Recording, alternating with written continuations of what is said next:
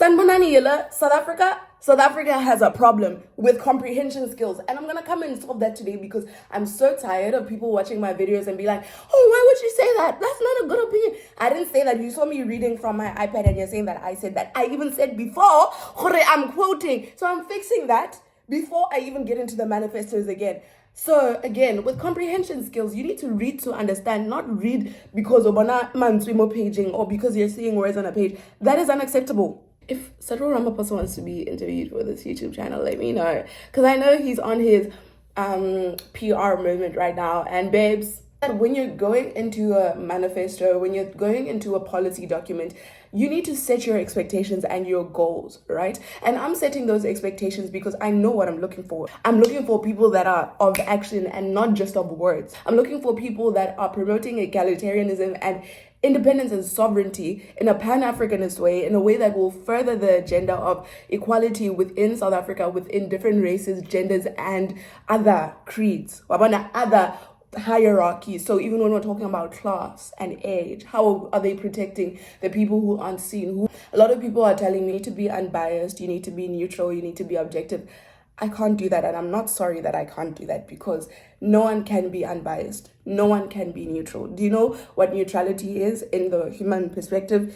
It is the standardization of Western views, and it is something that has been brought unto us by Western epistemologies. When you're going into an argument and you're pretending that you're neutral, that is neutrality from your own frame of reference. I'm neutral, and my most preferred Destiny's Child artist is Kelly Rowland. There's a reason why you're seeing Kelly Rowland over Latavia, over Michelle Williams, over Beyonce Knowles, over the other people. When you're reading a manifesto or a policy document, you need to know the 5 W's and the 1 H. So it's what, why, where, when, how. So that's 4 W's and 5 H. And man, hey man, sorry, 4 W's and 1 H.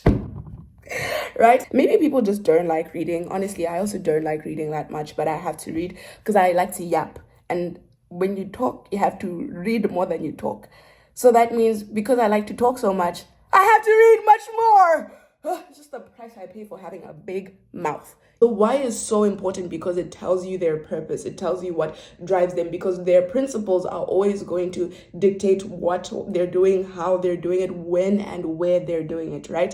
And then the when will tell you their time frames, their timeline, right? And a lot of them don't even have timelines, but to say that within this 5 years, in the first 100 days of this 5 years, this is what we're going to do for the country. This is what we're going to implement. This is how things are going to change, even within our structures, so that we can be ready to be a ruling party for one of the, most potential holding countries in the world. Like Ninzan.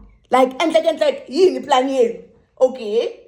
You say you wanna drive an egalitarian South Africa, but like, how are you gonna do that? What are you gonna do with that? What are your actionable steps? That's what they like to say in LO, right? So the what and the how always go hand in hand because they'll tell you that, okay, we want to donate 100,000 to orphanages in Johannesburg.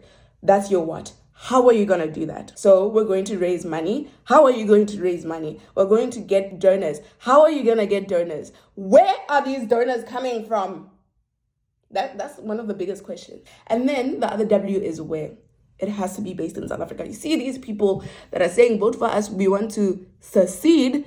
How are we going to vote for you to be the rulers of South Africa, but the place that you're ruling, you want to secede it from the rest of the country? How is that making sense? Like, if 1 + 1 = 2 and 2 + 2 = 4, what the hell is that?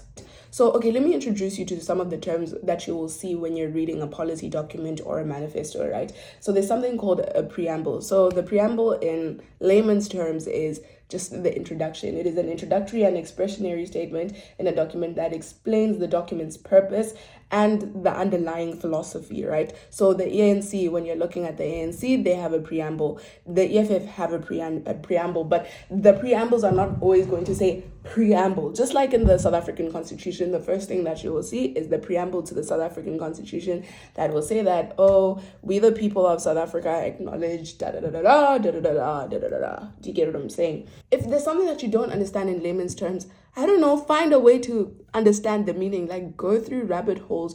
Don't be scared of not knowing. Because I think a lot of people are scared of not knowing and realizing how much they don't know. Because when you Google, you're like, shucks, I'm so dumb, right? I feel so dumb. But okay, lean into that feeling of being dumb. That's how people learn. That's how we're not born with this knowledge as people. And if you don't have Google, I mean, you can always ask me in the comment sections. Okay, can I tell you something? I don't know if the EFF believes in the United States of Africa, but I don't. I think we just need to find a way to theorize the borders, or to already work with the borders that we have. We can have a united currency. You know, economically, we can have Pan-Africanist refineries and intracontinental traveling. That's so beautiful to me. That's okay. Just like having our own Schengen visa or something, you know? Call it had said, okay, now we need to unite as a continent. But to break down the borders themselves and say that, okay, we don't have a national identity. You can't erase national identities because, again, a lot of oppression, but a lot of culture and identities have formed around those nationalities. But anywho,